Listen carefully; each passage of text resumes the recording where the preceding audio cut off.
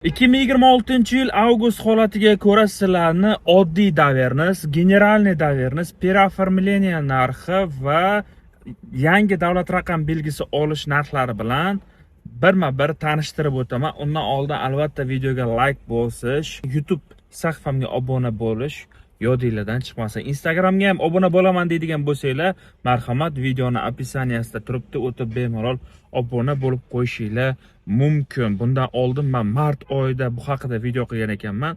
Mart oyidan keyin narxlarimiz o'zgardi, oshdi.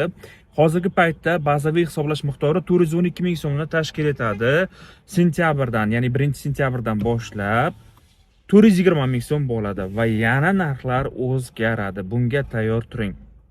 Ungacha esa hozirgi paytdagi amaldagi narxlar bilan tanishtirib o'taman. Agarda siz oddiy ishonchnoma beradigan bo'lsangiz, yaqinlaringizga shart emas, masalan, ota, aka, uka, shularga aka deb yuborardim sal qoldi.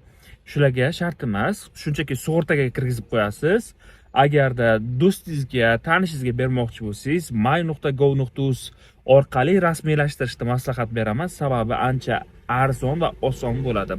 Agar 1 oylik beradigan bo'lsangiz, davernisda 0.2 qismida bazaviy hisoblash bo'yicha bu ko'chada rasmiylashtirish, ya'ni notarius orqali bo'ladi. Agarda o'sha my.gov.uzdan qiladigan bo'lsangiz 0.18, ya'ni 75 ming so'm bo'ladi. 6 oygacha beradigan bo'lsangiz davernisda 370 ming so'm bo'lyapti.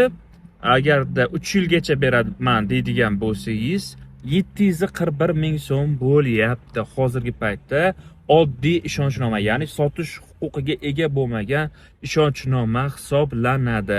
Agar sotish huquqi bilan beraman deydigan bo'lsangiz, yaqinlar bo'ladigan bo'lsa, qarindoshlar bo'ladigan bo'lsa 370 ming so'm hisoblanadi. Bu eng maksimal muddati 3 yilgacha bo'ladi.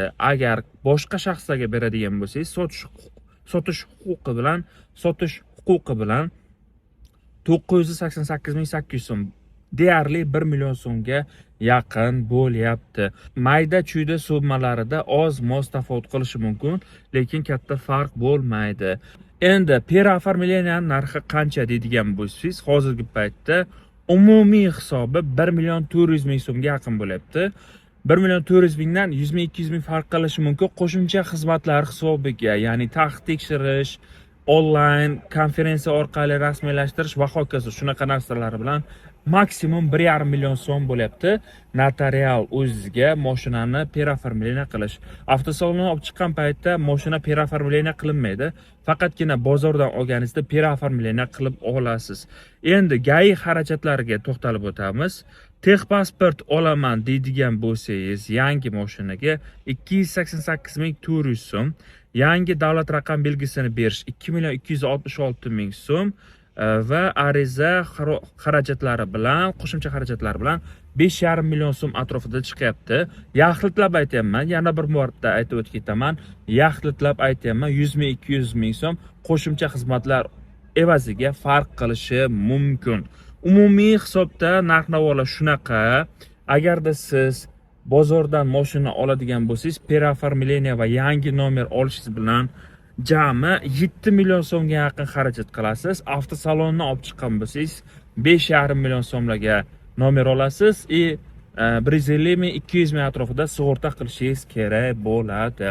Taqdim etilgan ma'lumotlar sizlar uchun foydali bo'ldi degan umiddaman. Videoga like bosish, YouTube sahifamga obuna bo'lish va hamda videoni yaqinda mashina olmoqchi bo'lgan, umuman olganda mashinasi bor tanishlarga jo'natib qo'yinglar. Xudo xohlasa, sentyabr oyida narx-navo o'zgargandan so'ng yana sizlarga video ma'lumot taqdim etaman. Keyingi videolarda ko'rishguncha hammaga salomatlik tilayman. Sog' bo'linglar, charchamanglar.